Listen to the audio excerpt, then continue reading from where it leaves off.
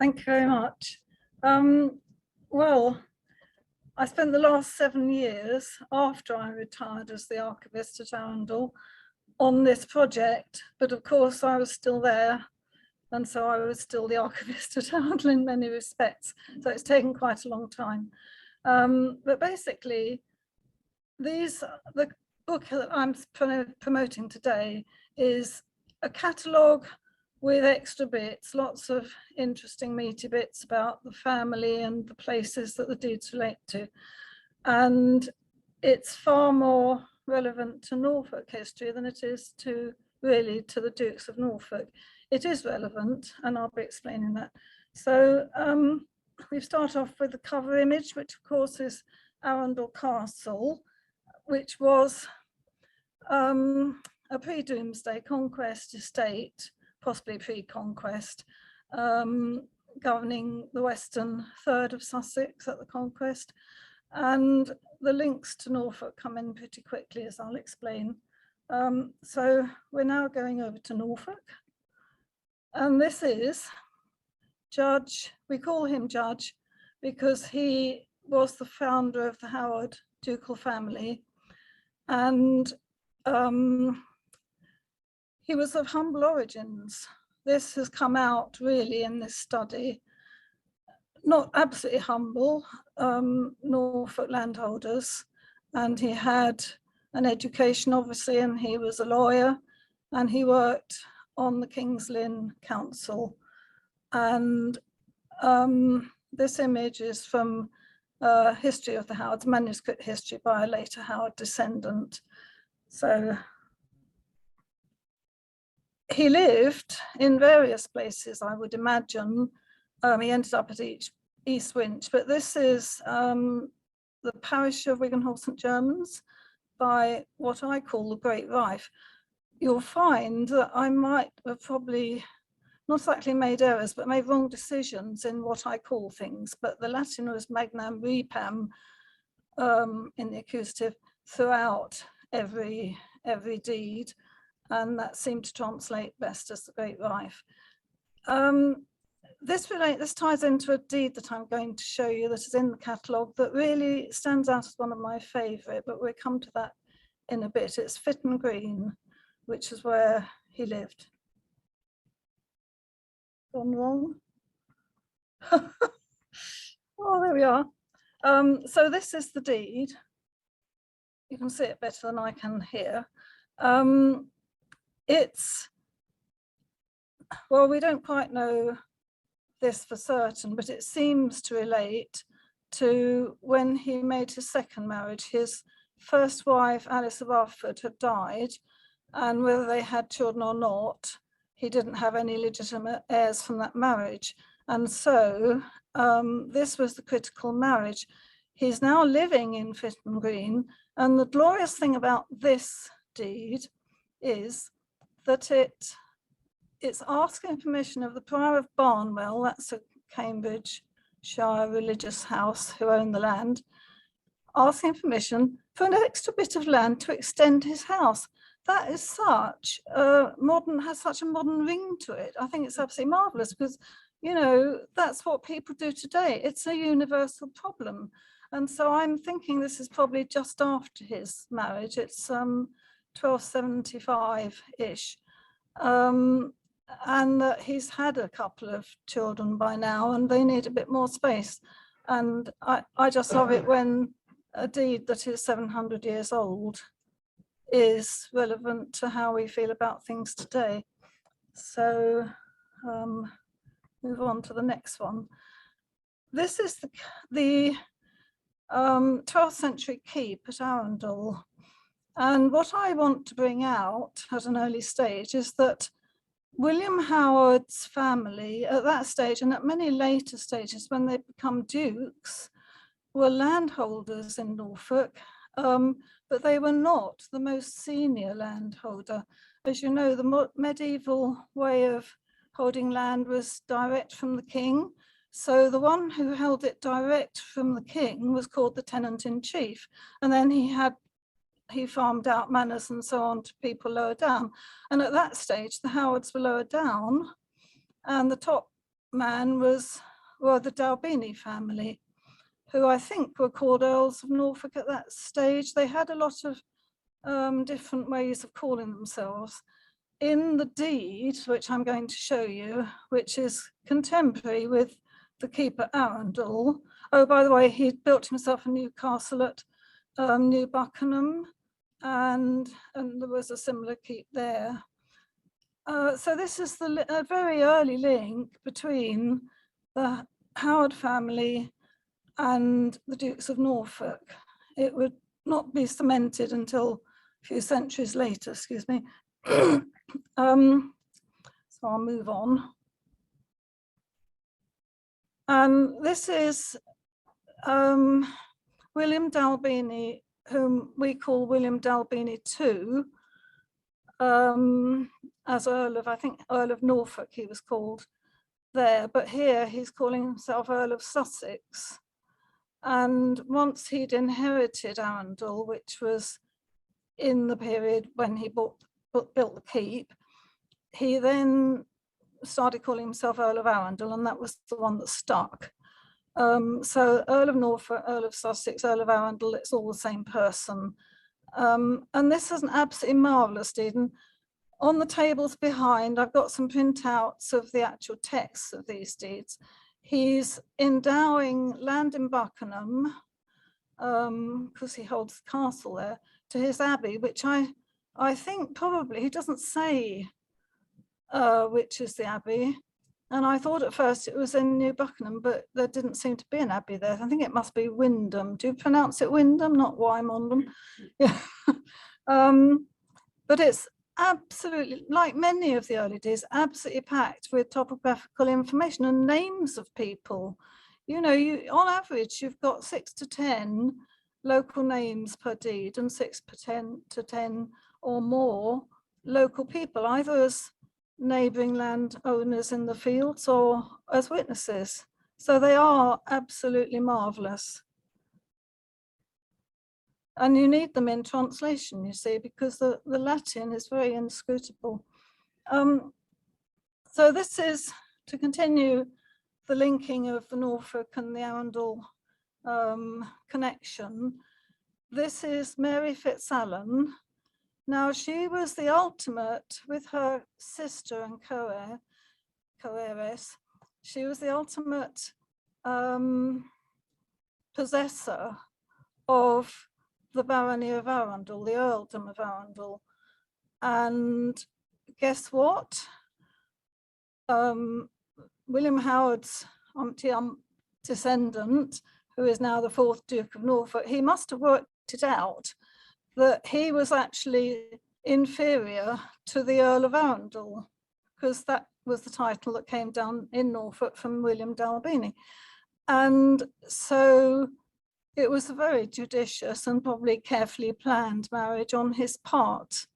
Unfortunately, he didn't have that long to enjoy it. They married in 1556 and he lost his head in 1572 for being involved in the Catholic plot. So that's all about the very, very close and early ties between Arundel and the Norfolk possessions.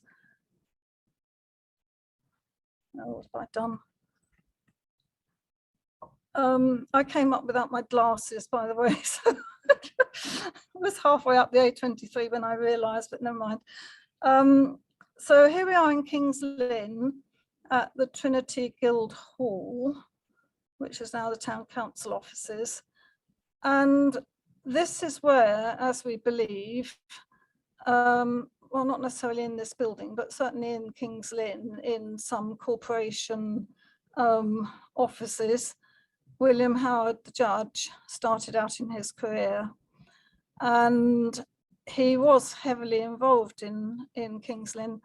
And Susan Maddock, who's in the audience here, has researched what we've got at Arundel, and we've puzzled over the actual physical place that our King's Lynn documents were kept. And I personally think it's work the judge took home, basically.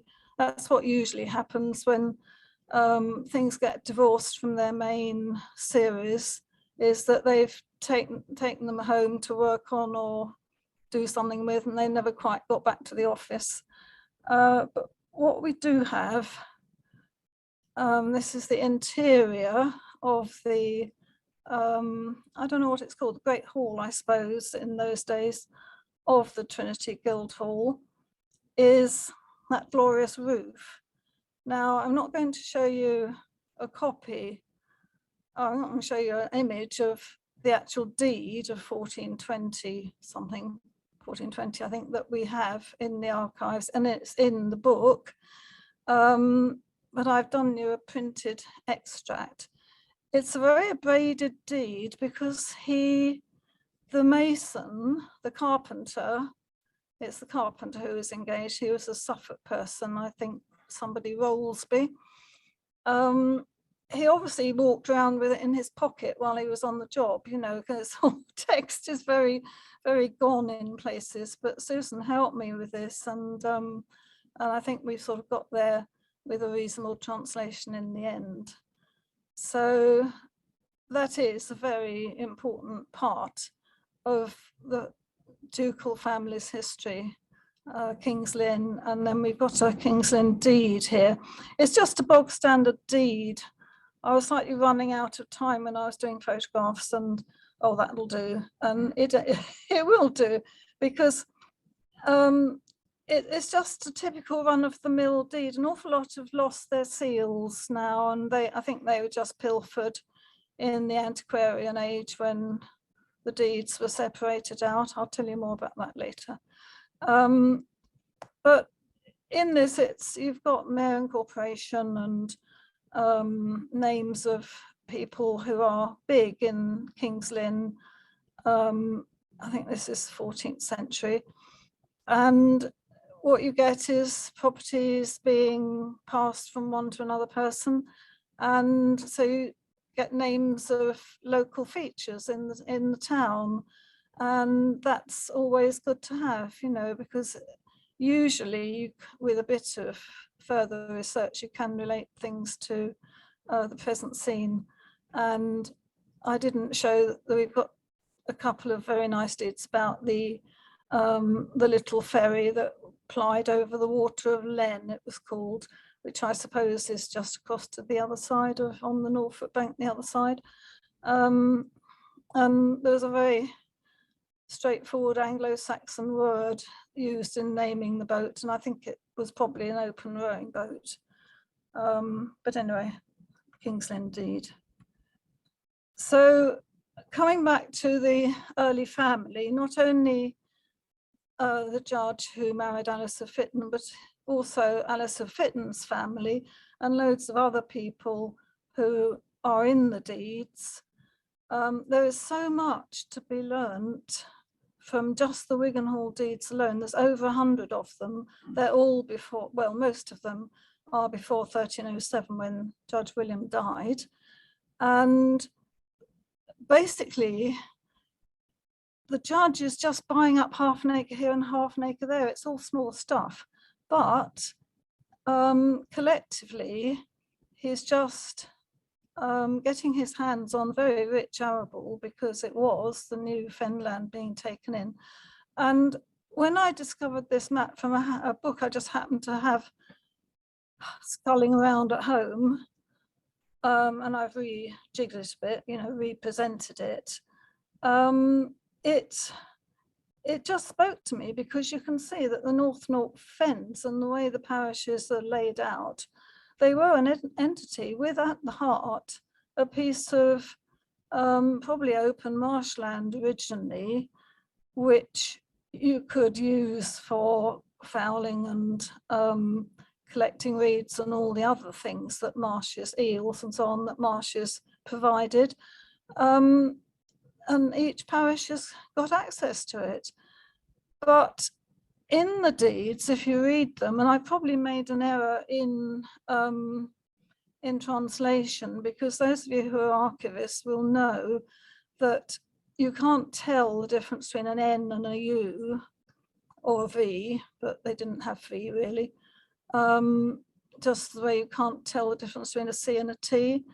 And I've sort of done my best, but I did start off thinking I think the bit in the middle is what in the deeds is being referred to as new land.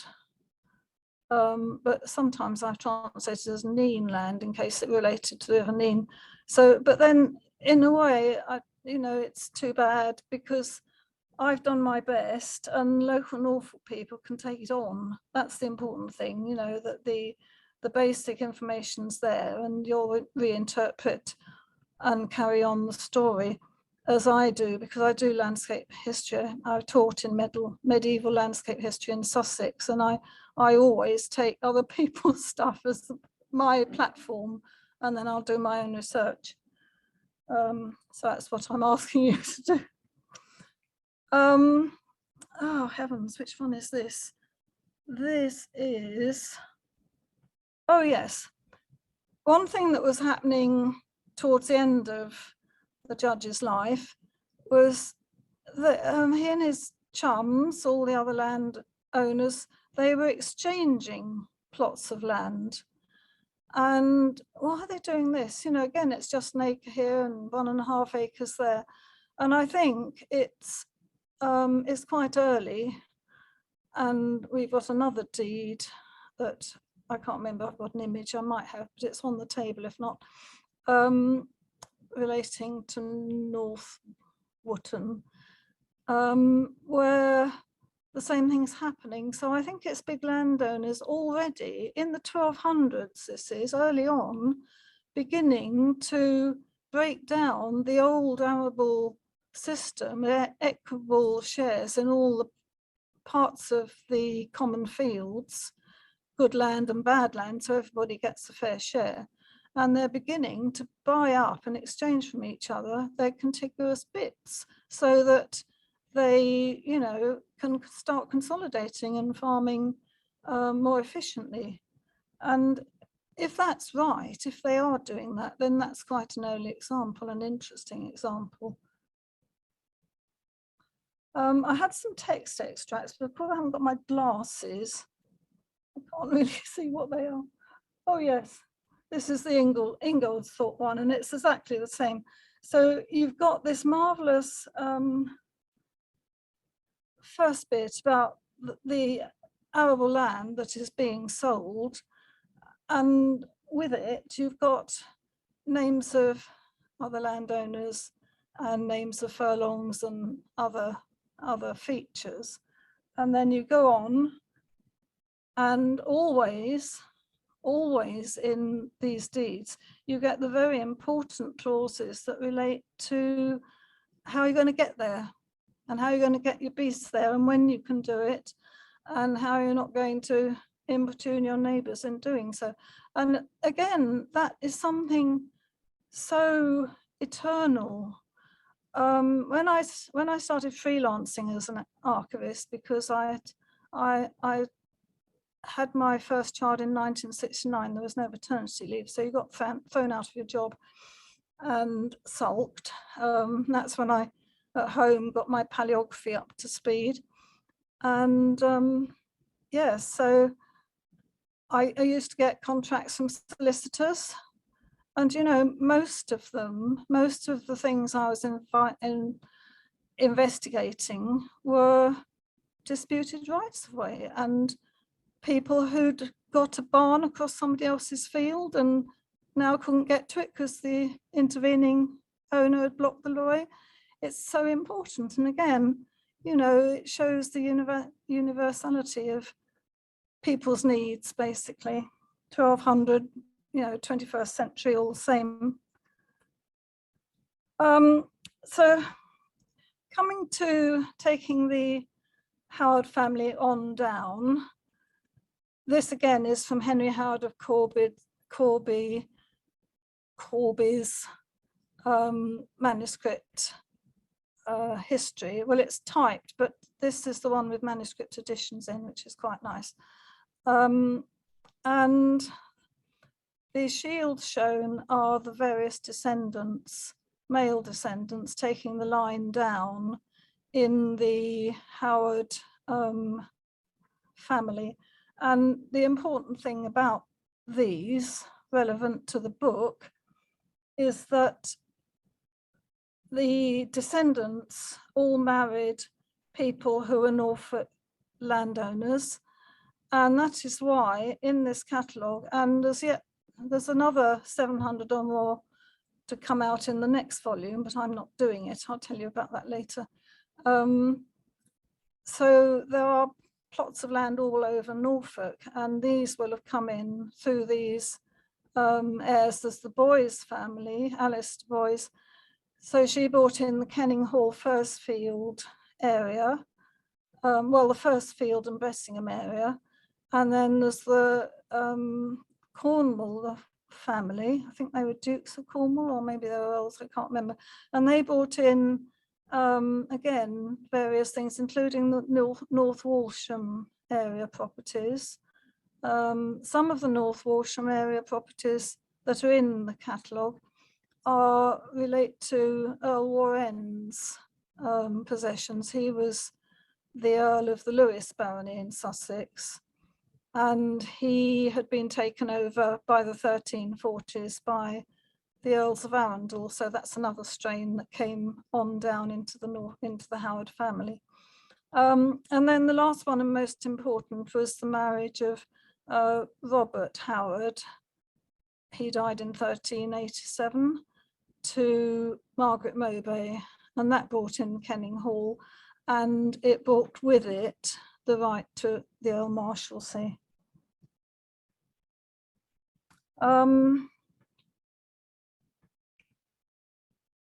Yes, this is just to show you, this is one of the North Walsham area, to show you how title deeds are not always about buying and selling property. You know, they are about solving problems very often. So here we've got one of the John Howards, I forget which, his watermill, the water's being obstructed by the Abbot of Whom. That's another abbey that's sort of further south in Honing. Was it Honing? I forget. Well, anyway, further south. And the other names, apart from John Howard, are all his agents, his trustees. And so they've given permission to, he's given permission to his trustees to just go in and sort it out and unblock the blockage and, you know, get my water back, please. So, you know, that's another nice thing.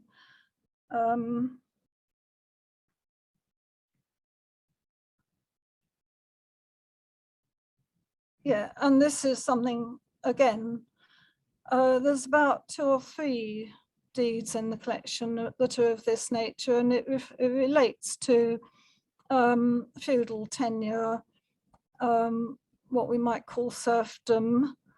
In Sussex at this time, I found that the copyhold, or the customary tenants, as they're also called, are quite free, and they're not being importuned by their lords wanting to sell to another lord, and they're getting their own rights. You know, they can contravene the inheritance laws of the manor by you know, putting all in trust on their will.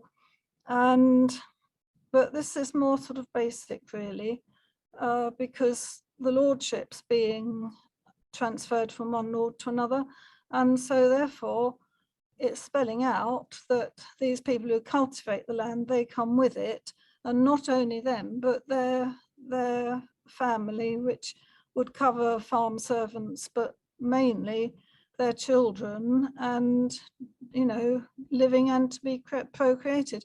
So again, there's 2 or 3 deeds in the collection that are of that nature, which is another aspect of how life was in medieval England. Why have I gone to that? Oh dear, what's happened?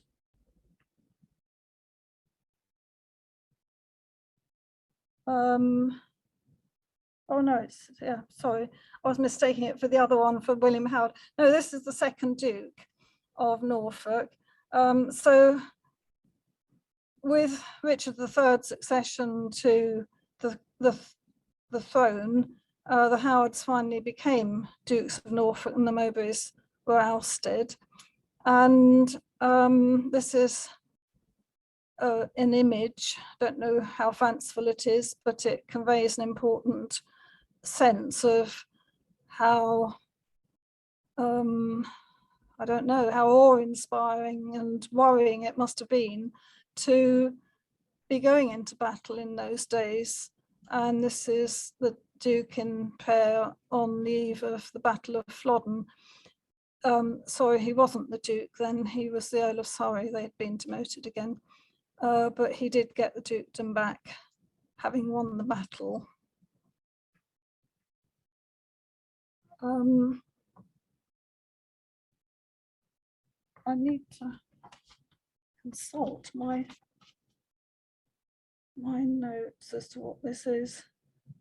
Oh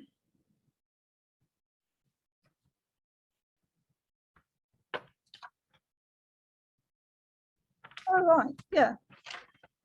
This is just an example of, really, to show the scope of what this catalogue covers. This is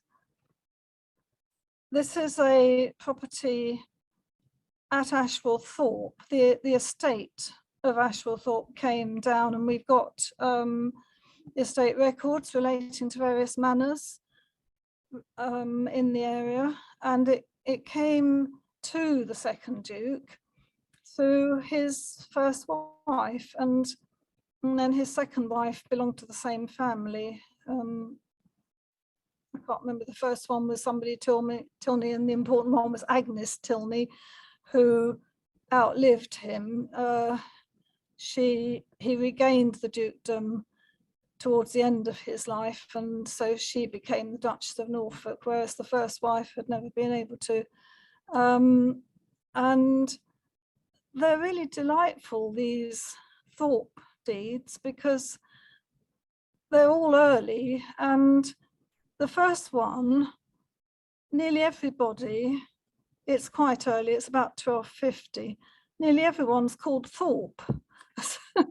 So this impinges on another aspect of what these deeds can be used for, and that is simple family history research. And I was really pleased that at our Arundel launch, a lady came from the Society of Genealogists and bought one, and she was absolutely delighted, because there are hundreds and hundreds of personal names in the publication, and it's always wonderful for people if they can trace their name back to a particular place in the country and point in time. So really, that's just to illustrate the second Duke's possessions.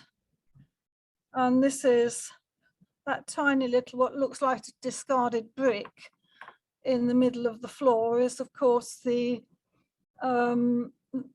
new memorial, well, the latter-day memorial to his life in Thetford Abbey. When I last went up to Norfolk, I made a point of coming back via Thetford to take some photographs. The Howard tombs, once after the Reformation, they went to Framlingham Church, where they still are. Right, so we're going to talk about Kenninghall now. Kenninghall was that important holding that conveyed the right to be the Earl Marshal, and the Dukes have performed that throughout history, more or less, with breaks. And after the Reformation, and the Howard tombs were taken to Framlingham, and Framlingham Castle was inherited, the third Duke actually flushed up family him into something better for the family, but he decided he wanted to live in Norfolk. And so he turned Kenninghall farm, the manorial farm, into a virtual palace.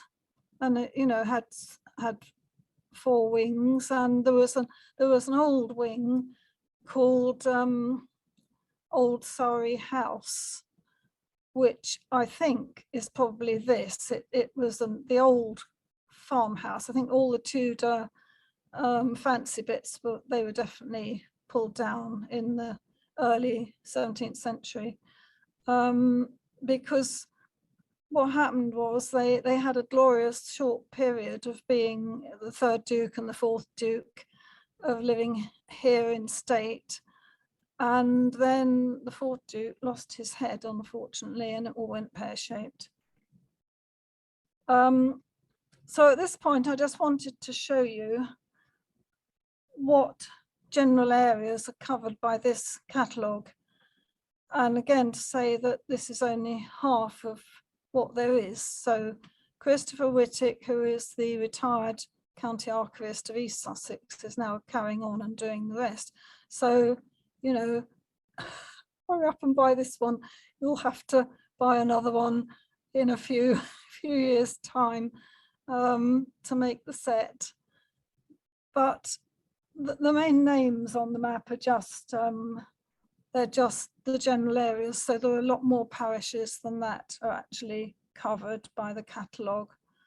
And I have put on it for future reference which areas are covered, well, main areas are covered by the next publication, and also which are estate records that we've got at Arundel.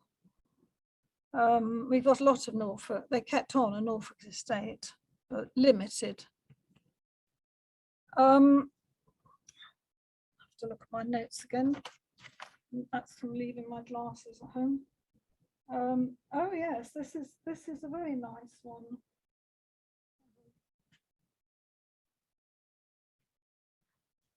It's the sale of Bradcar Manor in Shopham, and it's just an example of a deed where they're selling the whole manor. Now these are potentially quite boring in many ways, in that you don't get all the lovely precise topographical detail, but what you do get is an idea of the extent of the manor, because manors were far earlier and more important than mere parishes. So some parishes and manors are entirely contiguous, but they're generally the later ones. Earlier ones, they, you know, because they had outlying pastures and various things in pre-parochial days, then the people who live there are part of that manor, even though they're now in a different parish. So that's quite nice. And so you've got Sir Andrew of Hingham, which was always spelt Hengham in those days, selling the manor to Ralph of Cogges Hall in Essex. But I imagine the latter was already a Norfolk landholder.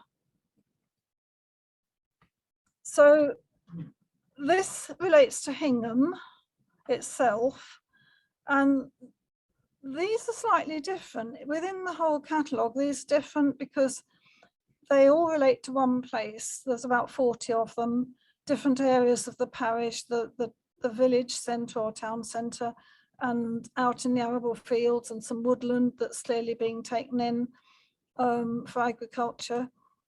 But to me, the fascinating, because I'm a sort of geek who likes all things archive, and I like to see the progression of conveyancing, the Hingham series is absolutely marvellous, because the ordinary man in the street, or man in the field, shall we say, has now decided to copy the great and the good and have trustees, fees they're called, so that you don't just give your land to one person, you give it to several who will look after it for you and allow your heir to inherit and all the rest of it.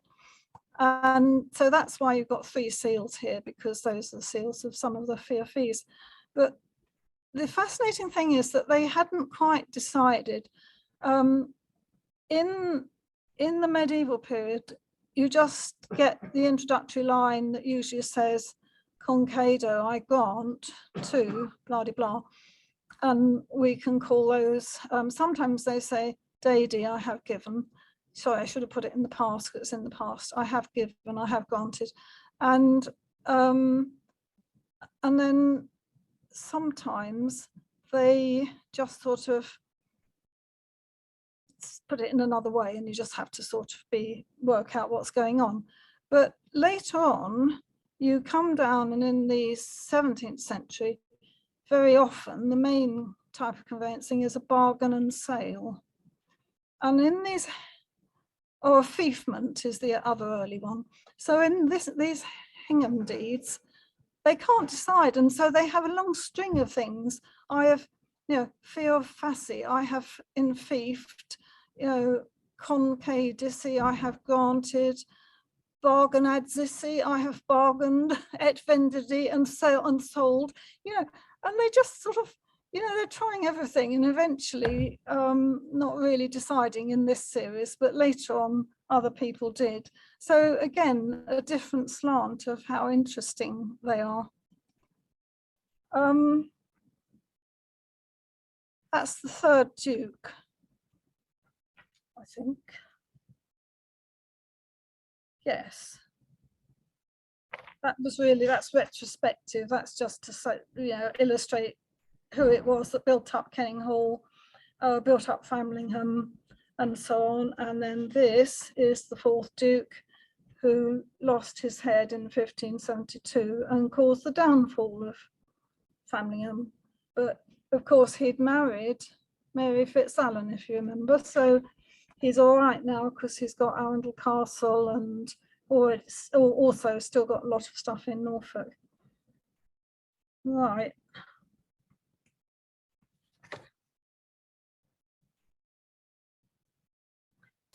Yeah, this one's in English, actually. Sometimes by the 16th century, you do get deeds in English. And this is Boyland Hall, which was on the Kenninghall estate. And it's just a nice deed, because you've got all the lovely property descriptions of the actual hall. And coming down the deed, you can see that, if you can remember the Ingoldsby deed, where it's all open arable, half acres and 1.5 acres in the open fields. Here, it's mainly closes.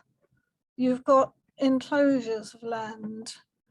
And so it describes what's happened in conveyancing and in agriculture, in that the open fields, they're still going on, but people are now taking in vast acres from woodland and rough pasture and so on, and using it privately, hedging it round.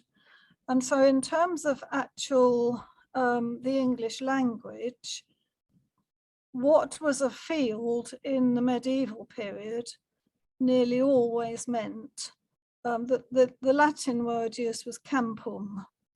So Latin stays different throughout. So campum always meant open arable fields.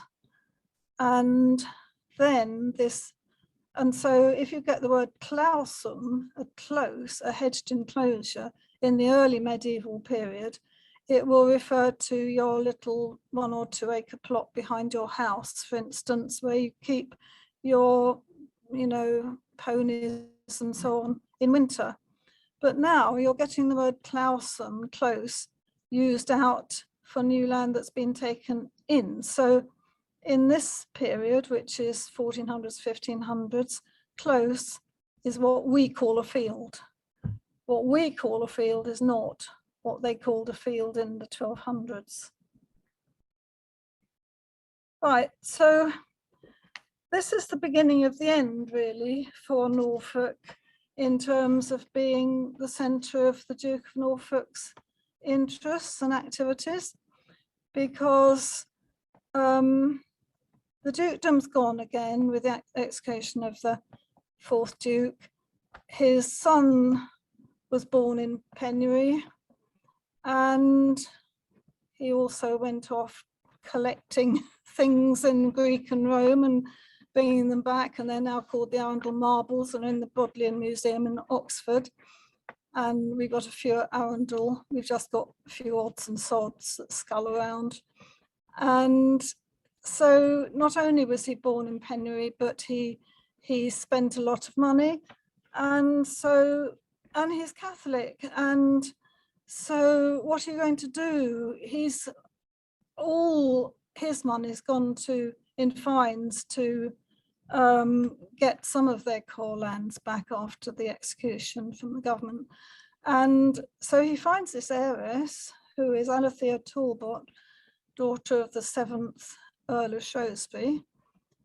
And Wahey, she's got Worksop Manor in North Nottinghamshire. You know, when you go up the A1 and you come to the Dukeries, well, the Duke of Norfolk is one of them, because that's Worksop Manor. And she also had an old abbey building there, which is still Rufford Abbey, which is still there. And so she's also got Sheffield, which was a little pre-industrial place then, but great scope for making a bit of money, because it you know, we were moving more into the 18th century when industry is going to start taking off. So this chap comes along. He was they get the dukedom back with the restoration in 1660, and unfortunately they didn't mince their words in those days. The heir, who became the 5th Duke, was a lunatic. That's how you describe them in those days, end of, and they can't do anything. So it was his younger brother, Henry, you get a picture of him in a minute, who did all the donkey work. And because their fortunes were so poor because of, you know, the overspending and the losing and the paying fines and compensation, he really started thinking seriously about major sales. And this is in the book, actually. We've got there's a nice signature of his. I'm not going to talk about this deed because it's not particularly relevant. That was really for his, it's in Manor of Bressingham on the Kenninghall estate. So I'll go to the next one. And here he is. Now, while his brother was not doing anything and he was having to do everything and didn't have any title to show for it, the king, yes, the king, because he was, yeah, it was after the Reformation, after the Restoration, he had decided to reward him, and he made him Lord Howard of Castle Rising. And he lived in Norwich, and he built his own palace here. Unfortunately, it was pulled down by the 8th Duke in 1711, but it was a palatial palace. And I don't know whether your archives have got anything on it, but we haven't got very much at all, unfortunately. And he decided quite cuttingly, in a way, that all these bits and pieces, the Wigan halls and the various other places in Norfolk, were now peripheral. They were going to concentrate on the Sussex estate and the Sheffield estate and keep the Kenninghall estate for its historic associations. However, they wanted to keep the Kenninghall estate because of the Earl Marshalsea, but in 1671, the king confirmed his Earl Marshalsea as a hereditary right. So it's now divorced from Kenninghall, and Kenninghall can be sold. That fate came a bit later. It came in the 1930s when Norfolk House in London was pulled down to pay death duties, and Kenninghall was sold off. It's a great shame, but I'm going to come back to that in a minute. So now this is the great mystery. I've got one or two prime suspects as to who did this, but when the Norfolk properties were sold off, someone in the office held back the early title deeds, the medieval title deeds, the ones with the lovely early seals, the ones with the beautiful old writing, as some of them have, and made a collection of them. So what happened was, just going to, Anthony will recognize these boxes.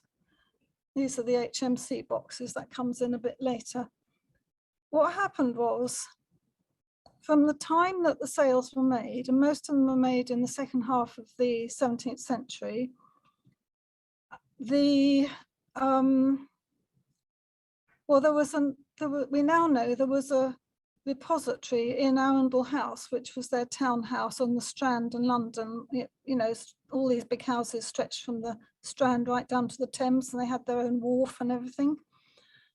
And so the documents, we've got a contemporary document in the archives that actually describes them in their wooden boxes or whatever they were kept in Arundel House. And then Arundel House was pulled down, and if any of you know that part of London, there are now Howard Street, Norfolk Street, Arundel Street, Surrey Street, Howard Street, and turned to housing, and they acquired and rebuilt a house in St James's, Piccadilly, so which came to be called Norfolk House. So that's where your wonderful historian Francis Bloomfield went to look at the deeds, and most of what he looked at ended up in these red HMC boxes. This is our main vaulted strong room, all stone, so hopefully fireproof unless something happened inside it.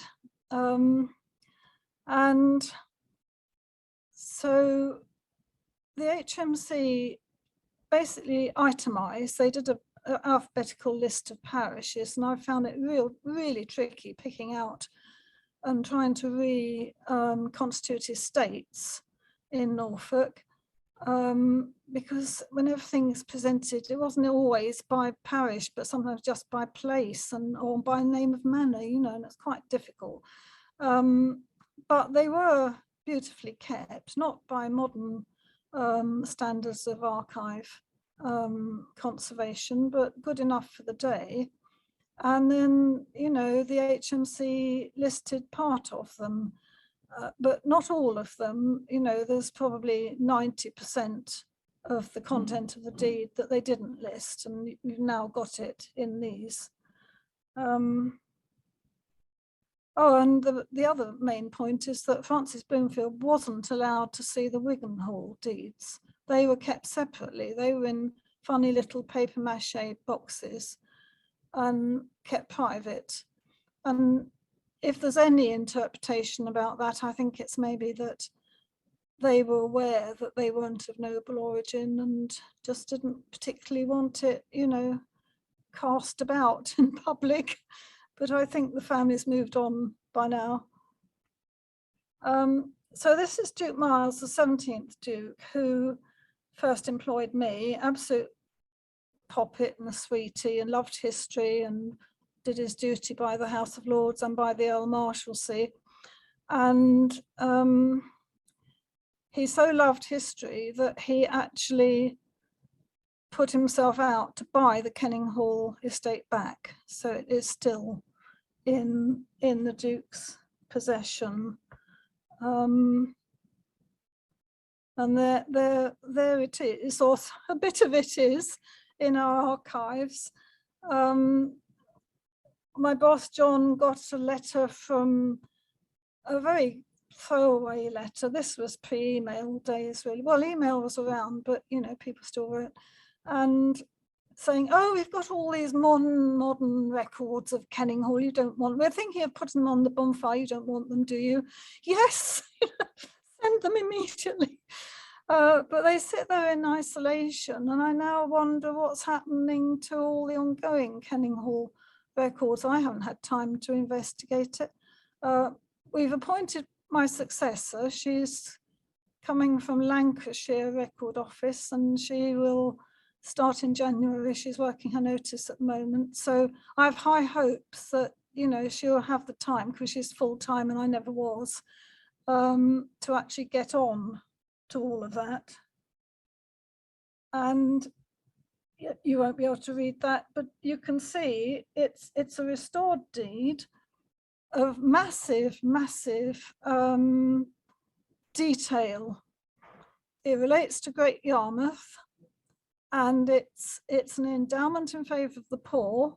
So one person is giving loads and loads of little properties to the poor, and their little plots all described in detail.